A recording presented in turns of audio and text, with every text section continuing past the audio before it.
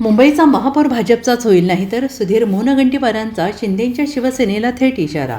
राज्याचं लक्ष लागलेल्या मुंबई महानगरपालिकेच्या निवडणुकीत सर्वाधिक 89 जागा जिंकून भाजप आपल्या स्वप्नाच्या जवळ पोहोचला असला तरी एकनाथ शिंदे यांच्या शिवसेनेसोबत अद्याप एकमत न झाल्याने मुंबईच्या महापौर पदाची निवडणूक लांबणीवर पडण्याची शक्यता आहे.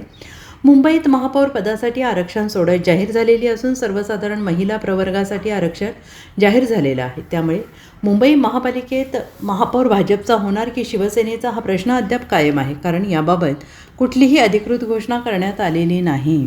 केवळ महायुतीचा महापौर होईल असं सांगितलं जात आहे. मात्र आता भाजप नेते सुधीर मुनगंटीवार यांनी महापौर भाजपचाच होईल अशी स्पष्ट भूमिका मांडली आहे.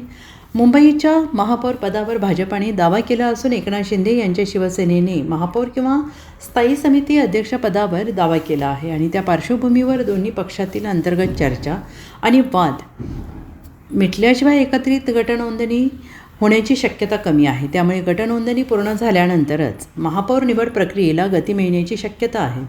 भाजपचे वरिष्ठ नेते सुधीर मुनगंटीवार यांनी महापौर पदाबाबत स्पष्ट भूमिका जाहीर करत शिवसेना शिंदे गटाला थेट इशारा दिला आहे.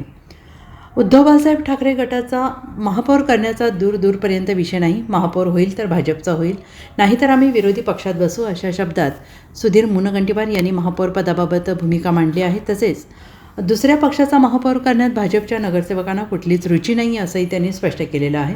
त्यामुळे सुधीर मुनगंटीवार यांनी शिंदे सेनेला थेट आव्हान दिलेलं आहे. Bureau report, SPN Marathi, Mumbai.